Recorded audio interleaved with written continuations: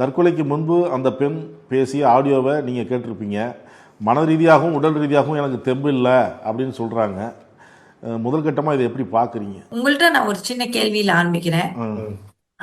இந்த சம்பவத்துக்கு யார் காரணம்னு நீங்க நினைக்கிறீங்க? மன ரீதியாக இன்னும் கொஞ்சம் தைரியம் கொடுத்துருக்கலாம் ரெண்டு ரெண்டு தரப்பு பேரண்ட்ஸும்.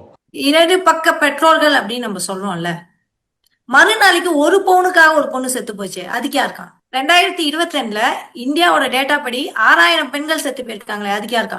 போன்ற காரணங்கள் தான்.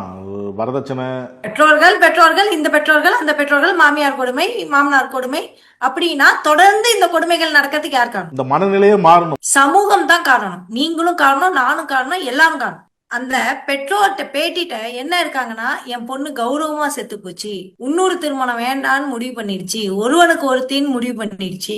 இன்னைக்கு 2ஆம் திருமணத்துக்கு மேட்ரிமோனி வந்தாச்சு. சிங்கிளா வாழறதுக்கான பயம், அதாவது ஒரு பெண் தனியாக வாழ முடியாது, திருமணத்தை முறிக்க கூடாது, இதெல்லாம் யாரு எழுதி வச்சா? இன்னொன்னு, பிறக்கும் பொழுதே ஒரு பெண்ணும் ஆணும் செக்ஷுவலா பெண் உறுப்போடும் ஆண் உறுப்போடும் பறக்கிறாங்க. ஆனா ஜெண்டர்னு ஒரு விஷயம் இருக்கு. நீ ஒரு பெண் இப்படிதான் வளரணும், நீ ஒரு ஆண் இப்படிதான் வளரணும் அப்படின்னு சொல்லி சொல்லி ஒரு வளர்ப்பு முறையினால் சமூகம் பெண்களை தினம் தினம் கொண்டுகிட்டு இருக்கு. ஏன்னா நீ பெண் கிச்சன்ல தான் இருக்கணும், மாமனாருக்கு முன்னாடி எழுந்து நிக்கணும். அந்த பொண்ணு சொல்லுதா இல்லையா, நின்னுகிட்டே இருக்கணும். இந்த பொண்ணு சாதாரண இல்ல, அது ஆண்டர்பனர், 10 பேரை வச்சு வேலை வாங்கின பொண்ணு. இருந்தாலும் மாமனாருக்கு முன்னாடி நின்றுட்டு இருக்கணும். நீ இதெல்லாம் செய்யக்கூடாது, நீ பெண், நீ நல்ல பொண்ணா இருக்கணும், நீ நல்ல பேர் எடுக்கணும், புகுந்த வீட்டுல நல்ல பேர் எடுக்கணும், பொறுத்து போகணும். இது ஒரு வீட்லயா சொல்றாங்க? ஒரே ஒரு பெற்றோரா சொல்றாங்க பொறுத்து போ பொறுத்து போ பொறுத்து போ? இல்ல, பொண்ணு பெற்றவங்க எல்லாருமே சொல்லக்கூடிய வார்த்தைகள் தான் இது. சரி, ஒண்ணு சொல்றேன்.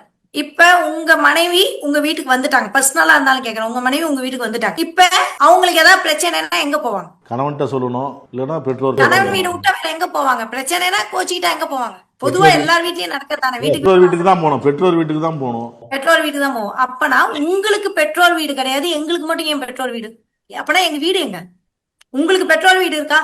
என் வீடு எங்க? எனக்கு கோச்சிட்டு போனா எனக்கு வழி எங்க வாழறதுக்கு? உங்களுக்கு மட்டும் உரிமை, நீங்க இருக்கிற வீடு உங்களுக்கு நல்லா இருக்கு, ஒண்ணு நீங்க சம்பாதிச்சு வாங்குவீங்க, இல்லாட்டி உங்க பெற்றோர்கிட்ட இருந்து உங்களுக்கு வீடு வரும். ஆனா எங்களுக்கு ஏது வீடு? வீட்டை விட்டு தரத்துறது தானே மெயினா பண்றீங்க. வீட்டை விட்டு தரத்தனமா இருந்தா என்ன, செத்தா என்ன, செத்துட்டு போறோம், உங்களுக்கு என்ன பத்தி கவலை? அப்புறம் என்ன, ரித்தனியா செத்து போயிட்டாங்க, அவங்க செத்து போயிட்டாங்க, இந்த செத்து போயிட்டாங்க அப்படின்லாம் கேஸ் போட்டு அப்படி பதறிட்டு இருக்கீங்க.